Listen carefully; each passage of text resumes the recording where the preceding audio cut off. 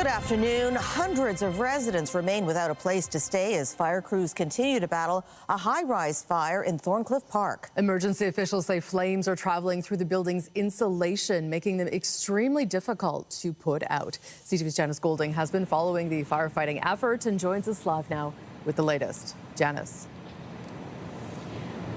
Hi, Natalie. Well, we're just across the street from the buildings in question, and as you may be able to see, there are still a large number of emergency vehicles on scene as fire officials try to put out this very complex 5-alarm blaze. Now, overnight, we are told that they had up to 77 fire trucks that were here working rotating shifts overnight. At this point, you can't actually see any signs of an active fire, but fire officials say that's because the blaze has been spreading behind the walls, which makes it incredibly difficult to tackle.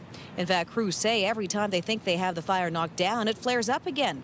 The fire started yesterday afternoon in the parking garage of 11 Thorncliffe Park Drive, and by evening, the fire had spread to the building next door, 21 Overley Boulevard. Now, all of the residents in both buildings were evacuated due to high carbon monoxide levels, and we're told it could be days before they're allowed to return home.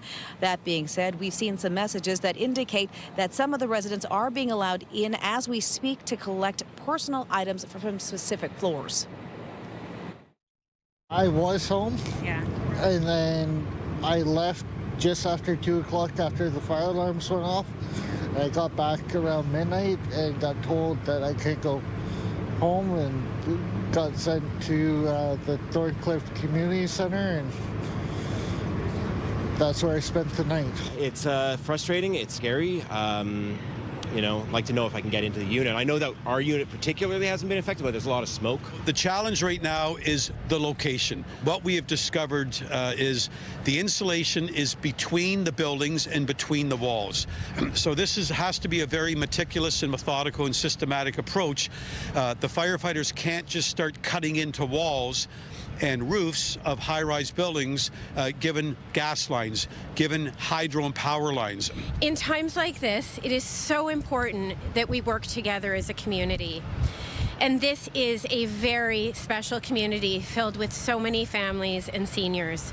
I've already received messages from so many people wanting to help, from school principals to local neighbors. Now, the fire chief says crews will remain here until the fire is completely out, but he has no timeline as to when that might be. He says it could be 12 hours, it could be 48 hours. And he says residents will not be allowed back home until 24 hours after that point. Reporting live from Janice Golding, now back to Natalie. Okay, thank you, Janice. Meanwhile, 2 people were taken to hospital, including one person in life-threatening condition following a house fire in Scarborough. Flames broke out at a home on Dulverton Road near Lawrence and Birchmount early this morning. CTV's Beth McDonnell has been following this story and joins us live now with more. Beth?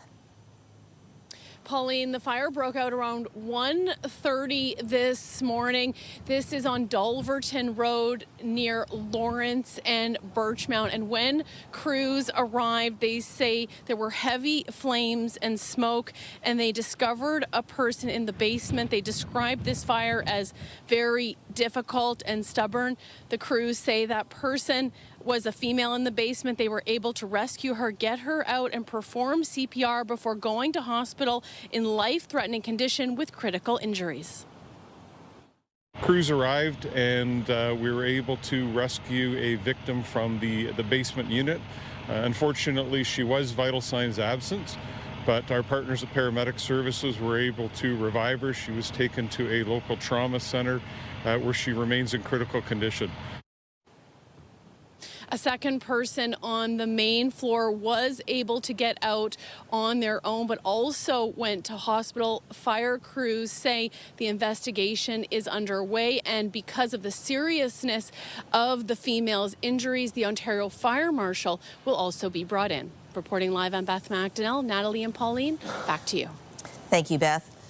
A woman is fighting for her life in hospital following a stabbing. Police were called to the area of Danforth and Broadview shortly before 7 a.m. for reports of a woman suffering from stab wounds. She was taken to hospital with critical injuries.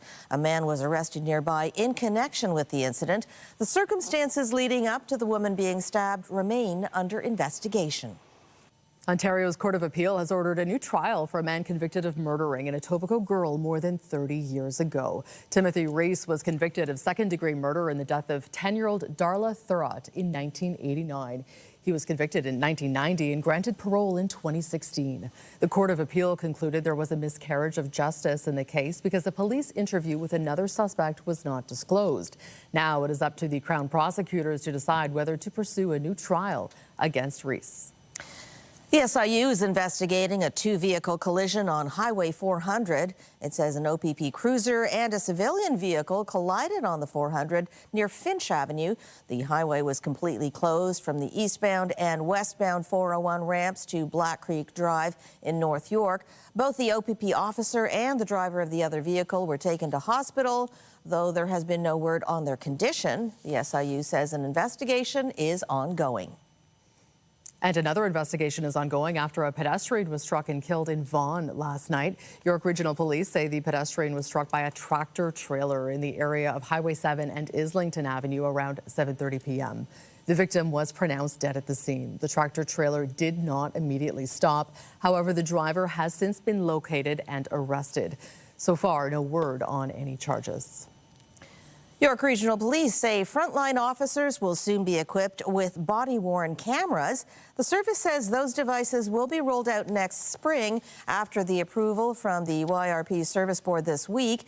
In a press release, police say the initiative is aimed at delivering transparency and accountability while enhancing the safety of both citizens and officers. They also note the step follows the introduction of body cameras by other GTA police agencies, and more public consultations are scheduled for the new year. And still to come, people are on the hunt for Black Friday deals. Today we'll have more on the shopping spree a little later in the show. But first, the Ford government is appointing an administrator to take over the province's real estate regulator. The move is in response to handling of the IPRO Realty scandal. Public and Business Service Delivery Minister Stephen Crawford says he has heard from consumers, boards, realtors, and brokers who have lost confidence in the regulator. Back in May, RECO discovered that the co-founders of iPro allegedly used $8 million from trust accounts that were meant for down payments and commissions, and instead used the money for operating expenses and payments to investors. But the regulator didn't close the firm or freeze its assets until August. Next to a story about an extraordinary 8-year-old girl who was battling a rare medical condition that has left her parents with more questions than answers. Her family now on a quest to fund research into a treatment amid hope that they are getting closer to a cure. What's that called? At home on the piano, G sharp to B to E. 8-year-old Penny's practice is music to her dad's ears. Penny is a happy kid. She's incredibly resilient and persistent. She's a bright light. A bright light who is growing up with a medical challenge that is far from black and white. As you can imagine, for any parent, it's incredibly overwhelming and worrying to get a diagnosis for your kid, especially when the doctors that you're seeing don't know really what the condition is. Where are you going, Penny? It all began when Penny was a baby, struggling to crawl. It's in the cups, Penny. And meet other motor milestones. No, you have to do jumping. For 5 years, she underwent relentless testing before full genetic sequencing revealed a diagnosis, an ultra-rare form of muscular dystrophy called selenon-related myopathy. It was something that gave us one answer, that answered the big why, and this is why she has these muscle problems, but it only leads to more questions. Penny's family learned that the condition would affect her muscles over time, including those that she needs to breathe. I can't run as fast, and my legs get tired really easily. You helping your sister? But there was no cure, no treatment. Those sleepless nights, just like worried and feeling totally helpless and alone. And just in the middle of the night, one night, I remember at 3 a.m., I decided I'd start with like a GoFundMe. That first fundraising soon blossomed into a full-fledged charity Penny's promise was born. Medical research is incredibly expensive, and when there is no funding except for the families themselves, it puts an enormous pressure on us to find the money to pay for this. We're doing all the best things we can. 18 months later, through 2 galas, monthly pledges and more, Penny's promise has now raised more than $300,000 for medical research. It's always so difficult to predict, but I think that our hope is we will be able to develop a treatment that can be tested in children or even adults with Selenon myopathy sometime in the next 5 years. Maybe one day in the far future, when we've got an answer for Penny, we can help other rare disease families that have such a heavy load to bear. A heavy load that Penny's family lives with every day as they search for a cure. Penny's promise is our promise to our daughter. We won't let her grow up without doing everything we possibly can. It's your favorite part. As Penny shines, lighting up their lives. All right, you gonna hit it off the top?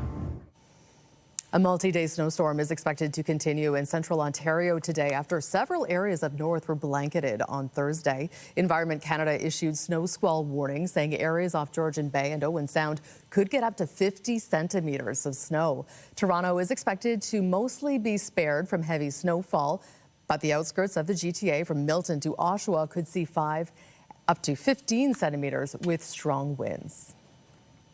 And here's a live look at the city this afternoon. It is very windy out there today. We do expect conditions to improve around Toronto as the day goes on, but we're bracing for another round of active weather this weekend. Lindsay Morrison is here with a look at the current conditions. Lindsay. Yeah, Natalie, that active weather for this weekend will come in the form of system snow as opposed to snow squalls, but we're still dealing with some pretty powerful squalls at this hour, especially through Kitchener-Waterloo down toward Hamilton. The east end of the GTA really getting hit this morning. Areas like Uxbridge over toward Oshawa and then extending further east into Bowmanville, Port Perry, the Scugog area. It has been very snowy today. Just a few flurries around other parts of the GTA with the possibility of a little more as the day persists. Still some snow squall watches and warnings, moderate to high impact, yellow and orange levels. A couple of special weather statements remaining in place too. It is windy. The winds right now are starting to come from a northwesterly direction in Toronto. We're at 2 degrees right now, but it feels like -4 once you take those winds into consideration. And this is our forecast daytime high for today, a little below seasonal. We're going to take you through that weekend forecast coming up. For now, Pauline, I'll send it over to you. Thanks so much, Lindsay. Well, today is Black Friday. Thousands of shoppers are expected to head to malls across the country, but it comes as many are facing challenging economic times. CTV's Scott Hurst is live at the Eaton Centre. He joins us now with more. Scott, set the scene for us. What are you seeing in terms of crowds? What type of demand are you seeing? Good afternoon, Pauline. The mall swung open at 8 o'clock this morning, and now the crowds are starting to swell here in downtown Toronto at the Eaton Centre. I can step away and let you take a look at the crowds.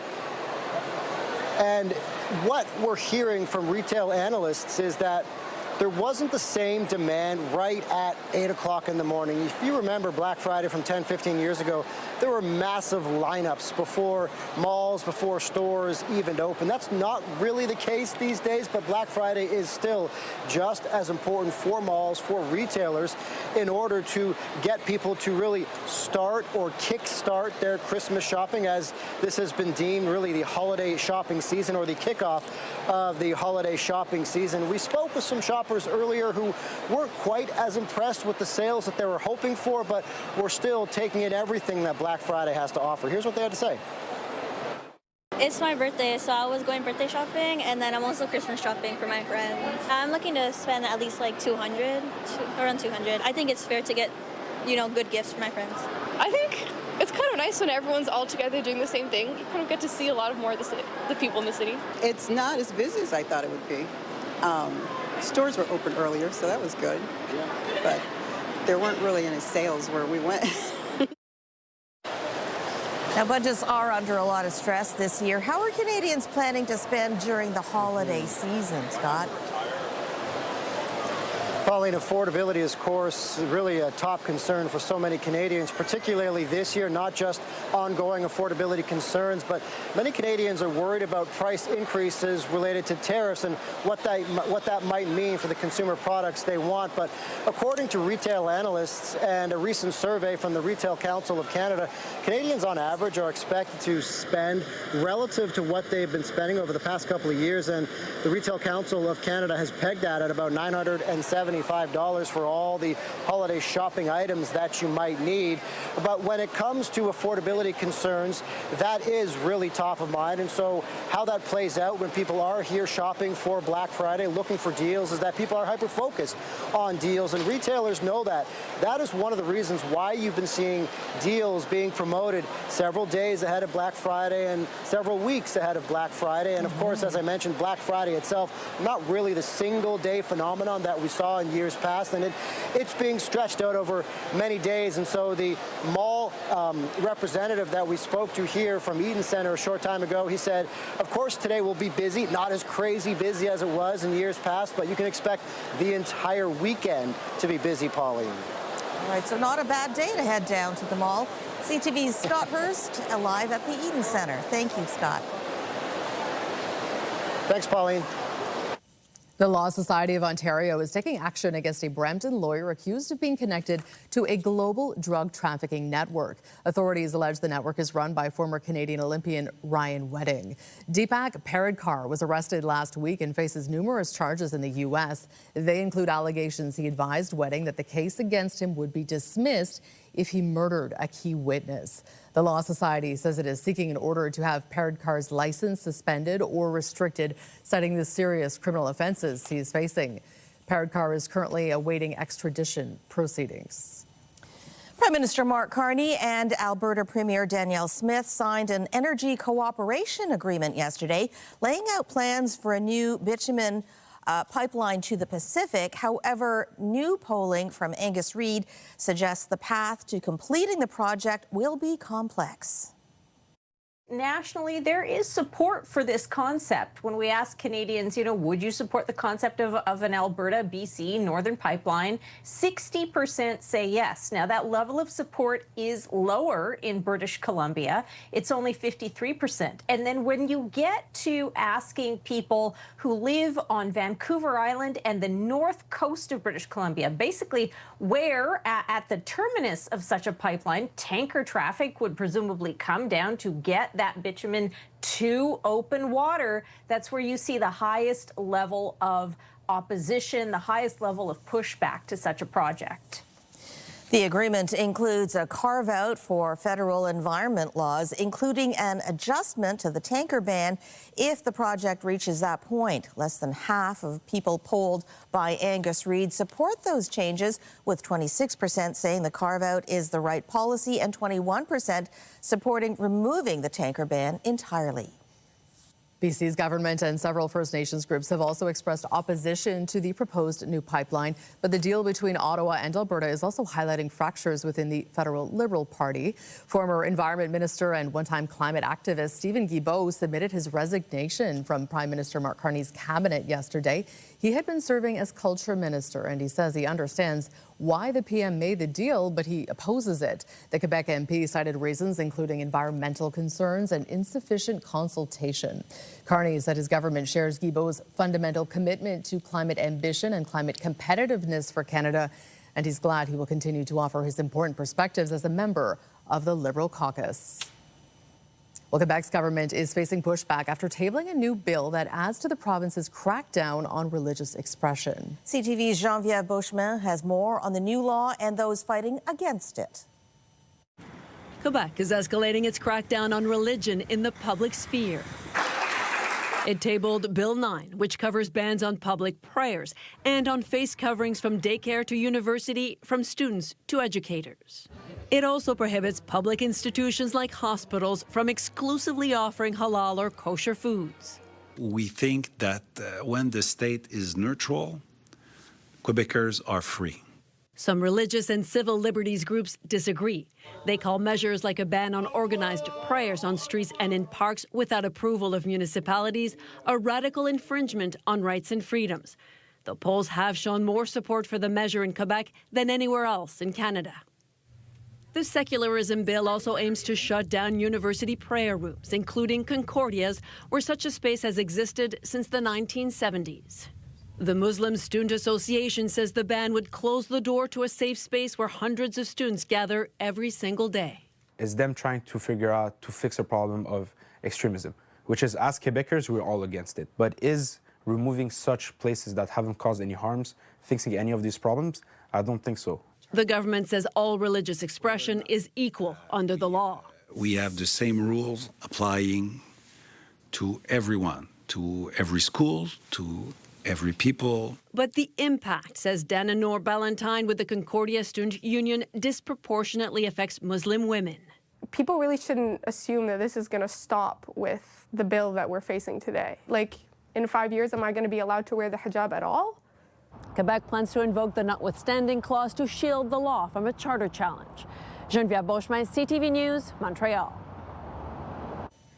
There is a new warning about sex trafficking in Canada as calls for help from victims hit an all-time high last year. CTV's Adrian Gabriel has more on how the most vulnerable are being targeted. Forced into sex work, criminals preyed on Tamia Nagy's vulnerability. You work 20 hours days. You mainly perform sexual services. You could serve up to 10, 15 clients a day. I was lucky enough that I started out in a strip joint. Living in poverty in 1998 in Budapest, Hungary, as a 21-year-old, she traveled to Toronto after answering a newspaper ad posted for an overseas nanny. It was very clear in a very short period of time that the agency is not a real agency. It was an international human trafficking ring. The Canadian Human Trafficking Hotline received just over 5,100 calls in 2024, an all-time high. A similar number is expected by the end of this year as well. We need every province in Canada to adapt an anti-human trafficking strategy. Individuals aren't just being forced into the sex trade. The United Nations has called Canada's temporary worker program a breeding ground for contemporary slavery. They're using tactics like fear, intimidation, threats, sometimes physical violence and abuse. Families are also being warned of children being lured through direct messages while playing games on electronic devices. Young boys, they can also actually be trafficked. Just educate yourself. You don't think it makes a huge difference, but I'm telling you, knowledge is the key. Nagy was able to escape and has dedicated her life to save someone else from having to walk in her shoes. If you're watching this and believe that you may be a victim or you're concerned about the well-being of someone you know, please call the Canadian Human Trafficking Hotline or your local Victim Services Centre. Adrian Gabriel, CTV News, Toronto. U.S. President Donald Trump is vowing to permanently pause all immigration from what he calls third world countries after one of 2 West Virginia National Guards died after being shot by an Afghan national earlier this week. The victim who was killed was Specialist Sarah Beckstrom. The other soldier, Staff Sergeant Andrew Wolf, remains in critical condition. Trump offered few details about the immigration pause, but said in a post on social media that he plans to remove millions of migrants from the U.S.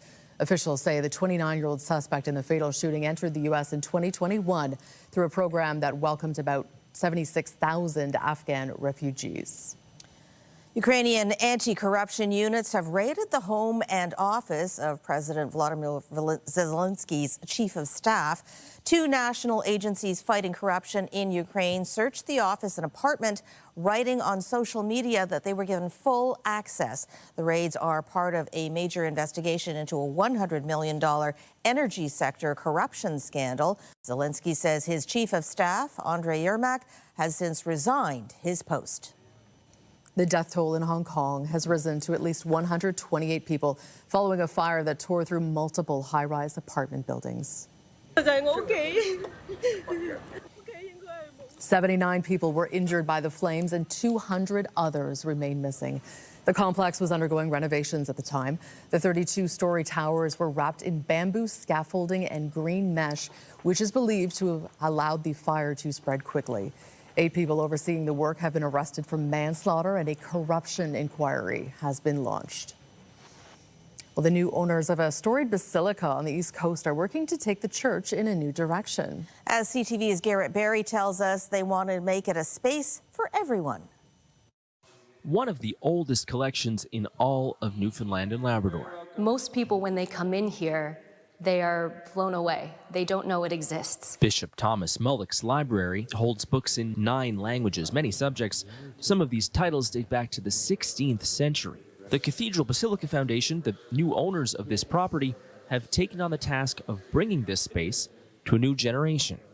It's the centerpiece of their reimagined basilica property. Our goal is to see this place buzzing, to see people coming and going, to bringing life and creating new stories. So this space is no longer the Archbishop's Palace. It's now the Palace Commons. This foundation bought the basilica and these associated properties in 2024.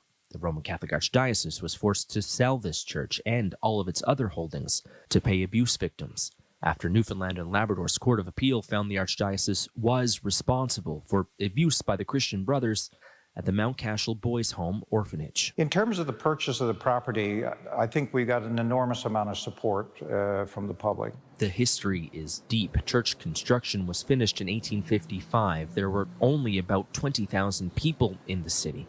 Its new owners are promising to keep the parish alive. It's getting rent from the Catholic Church, but there's plenty of expenses in a building like this. 63 stained glass fixtures in the building, most of which were put there over a 45-year period between the mid-1800s and the early 1900s. Not everything is being revealed just yet, but part of the plan is to seek long-term tenants, community groups, arts groups, music groups, to bring a new kind of life into this space. Garrett Barry, CTV News, St. John's.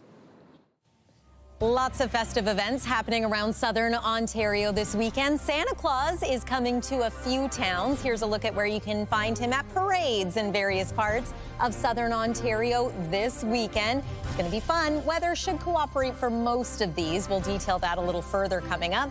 Also, the KC holiday train is rolling through the GTA tomorrow with stops in Bowmanville, Oshawa. There's tomorrow night in Toronto, and then Sunday the train will roll through Vaughan and Barrie. Now, we are going to see these snow squalls taper off just in time, but then on Sunday, a Colorado low rolls through, and this one is going to bring us some measurable snow, maybe even a little bit of a slushy mix with some rain mixing in as well. Details are coming up on the other side of this break. You're watching CTV News at noon.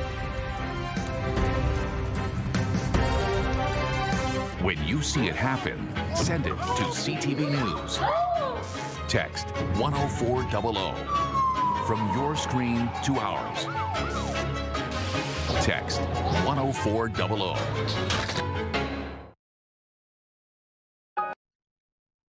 The Maple Leafs will be looking for a second straight win when they face off against the Washington Capitals later today. Nylander looking for Matthews in front. Willie's alone. Scores! William Nylander just waited for everyone to kind of slide by. The team is coming off a 2-1 overtime win over the Columbus Blue Jackets on Wednesday. Puck drop for today's game against the Capitals is set for just after 5 p.m. in Washington, D.C.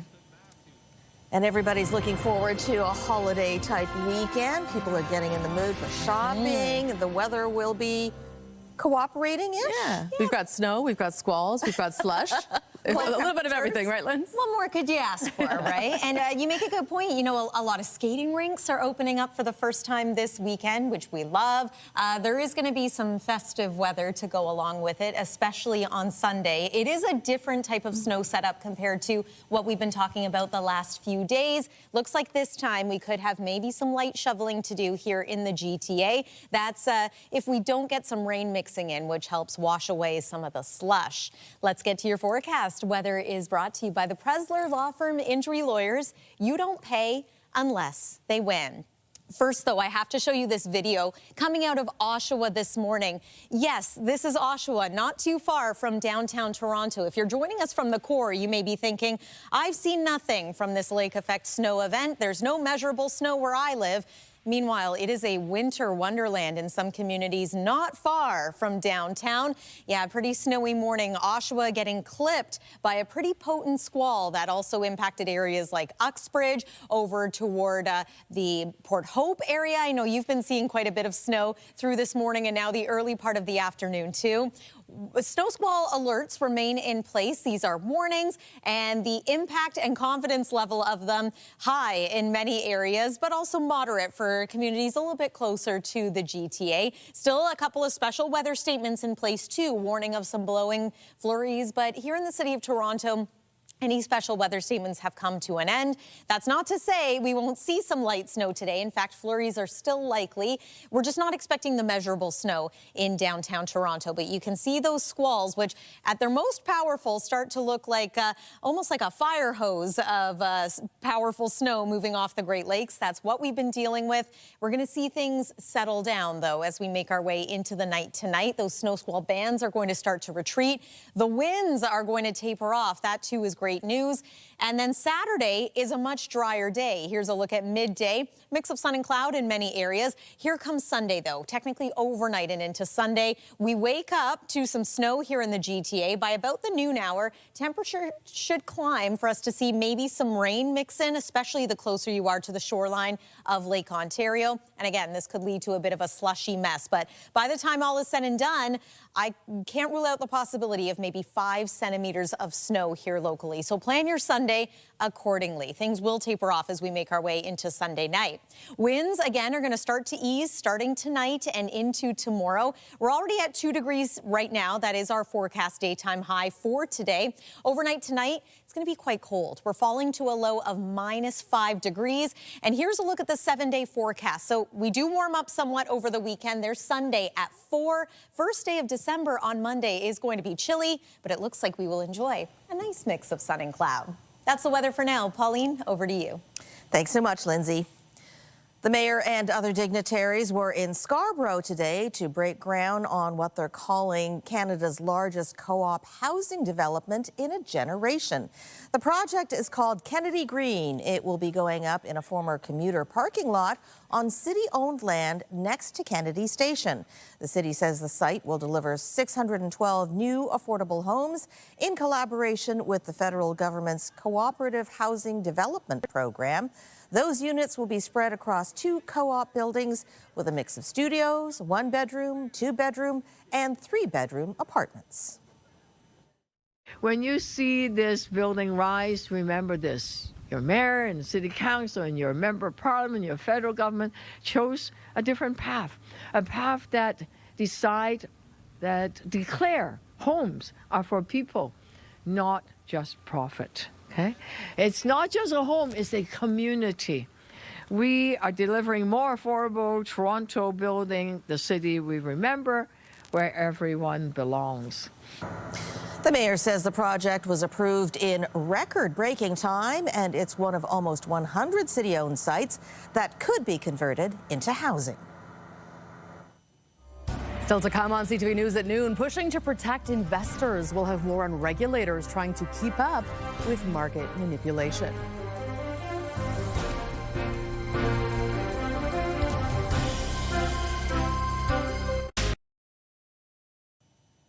Cases of market manipulation are on the rise as regulators try to keep up with deceptive tactics that are making some people millions and robbing others. As W5's John Woodward reports, advocates are pushing for new measures to protect investors. Randy Manzardo spends his retirement in Coquitlam, BC gardening. His tomatoes are growing fast. His stocks, not so much. His retirement plans are in jeopardy. It's disheartening and it made me a bit angry. He invested tens of thousands in one stock in particular, Quantum Biopharma, believing their drug for multiple sclerosis showed great promise in mice. When they put these announcements out about how good this was, it would drop. And I've done enough investing that when there's a great announcement, it doesn't drop, it goes up. Randy thought something was up, and so did the people at Quantum Biopharma. They've sued Canadian banks, alleging their stocks were driven down by a market manipulation tactic known as stock spoofing, demanding $700 million in compensation. The banks have denied this. Quantum is just an example of what's happened to the whole sector. Terry Lynch is the CEO of Save Canadian Markets. He believes spoofing is on the rise. Players using computer programs or algorithms he calls algos, faking orders by the thousands to drive stocks down. They profit, he says, by short selling, essentially a bet that a stock will drop. And it's just they just have algos making, you know, $1,000 here and $500 there and $300 there, and you make it on 200 companies.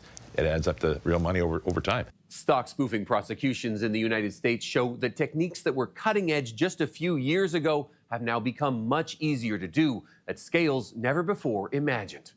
American authorities have been busy. The largest settlement so far, J.P. Morgan Chase paid $920 million to settle allegations of hundreds of thousands of fake orders.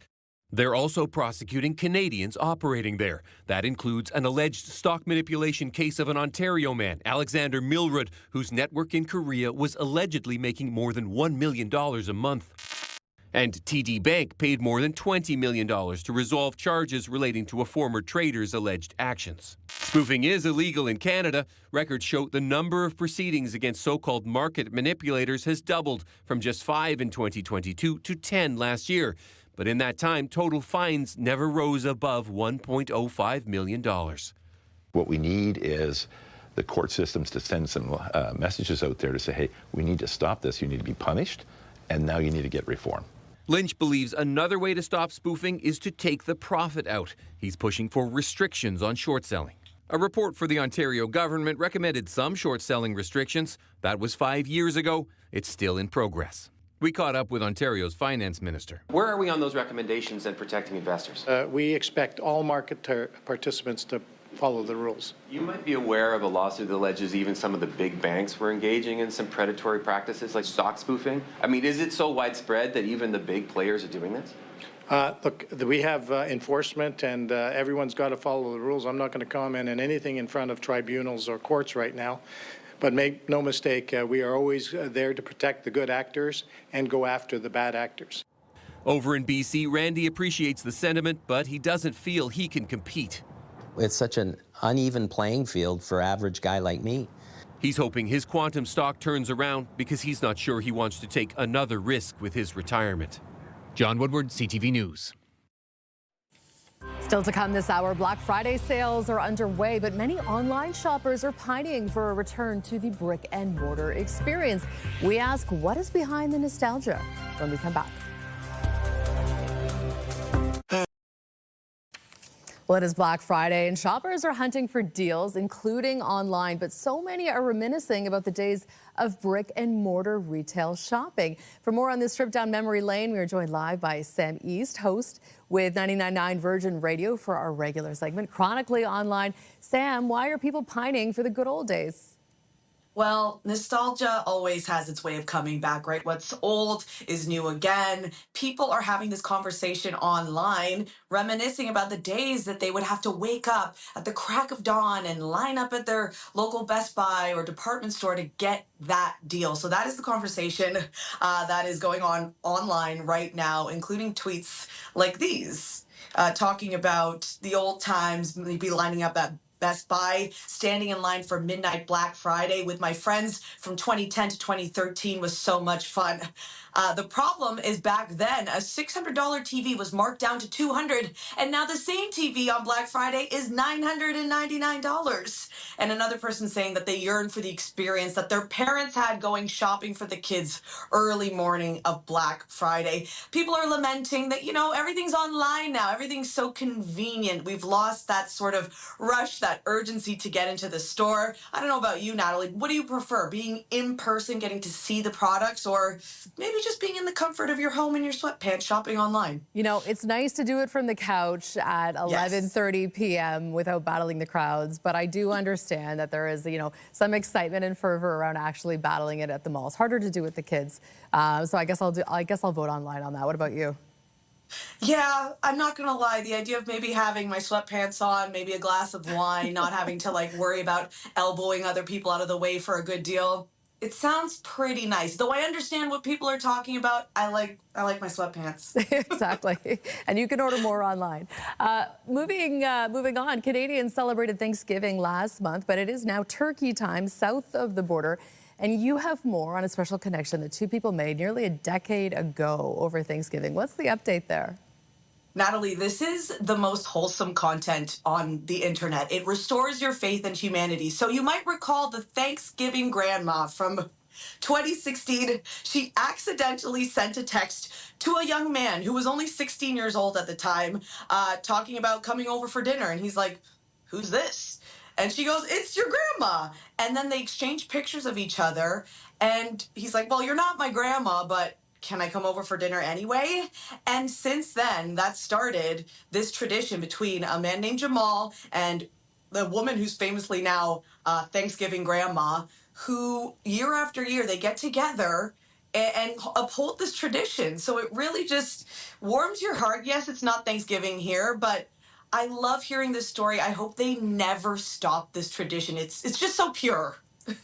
I love this story, and I'm so glad to hear that that tradition continues. Well, thank you, Sam. You can hear Sam on 99.9 Virgin Radio on weekdays between 2 and 5 p.m. Thanks, Sam. We'll chat soon. Have a good weekend. Well, U.S. Thanksgiving may be over, but for the long weekend, it's many Americans are still celebrating, and they're expected to boost the debut of a new animated sequel. We took an oath to make the world a better place, and an innocent snake needs our help. Zootopia 2 is expected to bring in up to $150 million U.S. over the 5-day holiday period that Hollywood tends to focus on around American Thanksgiving. That will be enough to claim the crown from Wicked for Good in its second weekend, although the musical sequel is still expected to bring in another $90 million across North America over that same span. And as we head into the weekend, there are some major service disruptions to keep in mind for passengers on the TTC and GO Transit. Line 1 trains will stop running at 11:59 p.m. tonight between Osgoode and College. Shuttle buses will run. Then on Saturday and Sunday, there will be no service on Line 2 between Kipling and Jane stations thanks to planned track work. Shuttle buses will also operate for that closure with regular service resuming on Monday. And for GO Transit passengers, Barrie Line trains will only run between Allendale, Waterfront and Rutherford GO all weekend. Passengers will then take replacement buses to Highway 407 station where they can transfer to the TTC. For passengers heading into Toronto, Kitchener GO trains will only go as far as Bramalea GO. Riders on that line will also be bused to Highway 407 station for further connections. Still to come this hour, a Christmas tree has gone up in Ottawa's Byward Market to mark the holiday season, but it is facing some stiff competition in the nation's capital for the tallest tree.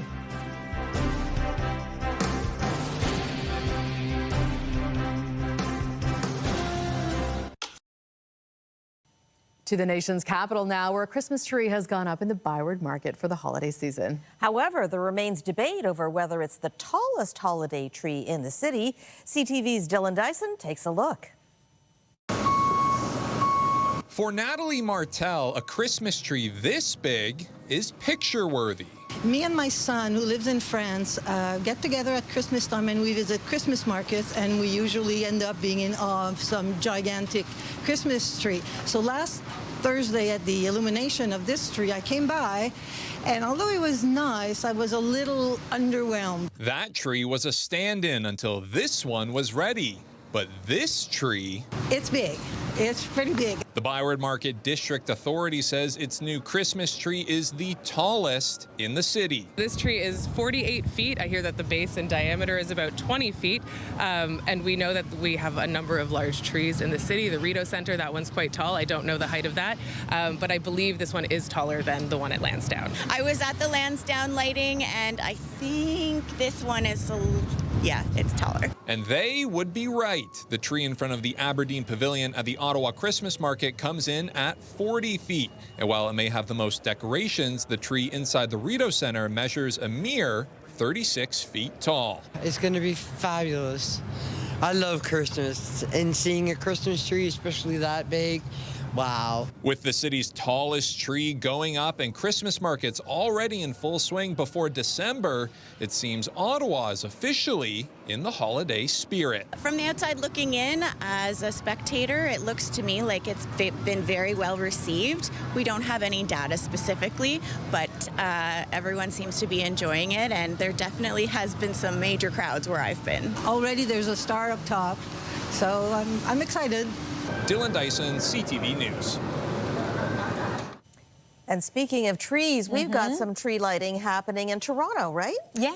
The big Nathan Phillips Square tree gets lit tomorrow, so tell us what the weather will be like. I think the weather's going to be okay for tomorrow. Saturday plans are looking good. Snow squalls are going to taper off. Sunday, things get a little more interesting once again. But let's rewind it back to today. Here's a look at our current satellite and radar. We continue to see snow for the east end of the GTA through Barrie, Kitchener-Waterloo, and south toward Hamilton. Alerts remain in place. These are gradually going to come to an end later today and into tomorrow. It's going to be cold tonight. If you do have Friday evening plans, bundle up. -5 degrees, that's the core temperature, and it is going to feel colder than that once you take the winds into consideration. There's your weekend forecast. Sunday, we are forecasting once again some snow. There might be some rain mixing in, but in any case, plan on a couple of slushy centimeters that day. Monday, we officially welcome December. Next week looks pretty good. Pauline and Natalie. Thanks so much, Lindsay. And that is CTV News at noon. Remember, you can get Toronto's breaking news all day long on CP24 and at our website, ctvnewstoronto.ca. For Lindsay Morrison and all of us here at CTV News, thank you for watching. I'm Natalie Johnson. And I'm Pauline Chan. Be sure to join us later for CTV News at 6. See you then.